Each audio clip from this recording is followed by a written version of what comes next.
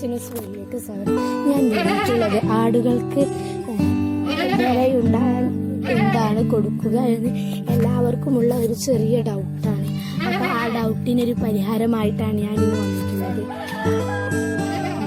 ഒരു പുല്ലാണ്, ആ പുല്ലിൻ്റെ പേര് നായ്ക്കരിമ്പ് എന്നാണ്. ഇതാണ് ആ നായ്ക്കരിമ്പ്.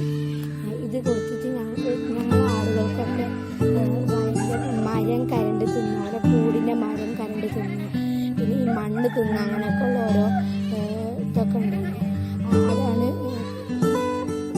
വിരയുടെ ലക്ഷണങ്ങൾ. ഞങ്ങൾ ഈ ഇല കൊണ്ട് കൊടുത്തത് പാടത്തിൻ്റെ വക്കത്ത് തോടിൻ്റെ വക്കത്തൊക്കെയാണ് ഉണ്ടാവുക. അപ്പോൾ ഞങ്ങളെല്ലാവർക്കും തിരഞ്ഞപ്പോൾ തോടിൻ്റെ വക്കത്ത് ഇത് കണ്ടുപിടിച്ച് അങ്ങനെ ഇത് ഒന്ന് പറിച്ച് ഇവിടെ കൊണ്ടുവന്ന് കുഴിച്ചിട്ടതായിരുന്നു. ഇവിടെ പൊടിച്ചത് ഞങ്ങൾ ഇപ്പോഴത്തെ കുഴിച്ചിട്ടുള്ളത്. ഇത് നന്നായി പരന്നുണ്ടാവും. ഇത് കൊടുത്തിട്ട് നല്ല റിസൾട്ടാണ് കൊടുത്തത്.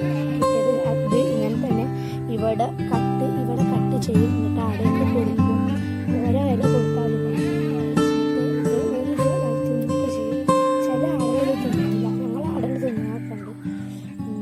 ഇത് കൊടുത്തപ്പോൾ ഓരോ കാട്ടം ഒക്കെ റെഡിയായി.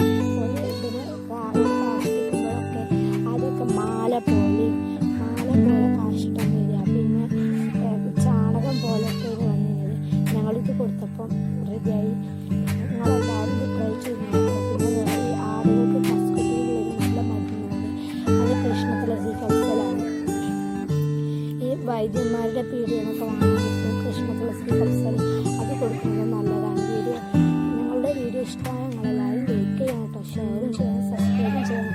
പിന്നെ ഈ പേരക്കൻ്റെ ഇലയും നല്ലതാണ്. ഈ അടുക്കപ്പായത്തിൻ്റെ ഇല ഇത് കൊടുക്കുന്നത് നല്ലതാണ്. ഞങ്ങൾ ഇതും കൊടുക്കാറുണ്ട്. ഇത് വിരക്കൊന്നുമല്ല കേട്ടോ, അല്ലാതെ കൊടുക്കുന്നത് തന്നെ നല്ലതാണ്. ഈ ചെനുള്ള ആടൊക്കെ ഇങ്ങനത്തെ മരുന്നുകളൊക്കെ കൊടുക്കുന്നത് നല്ലതാണ്.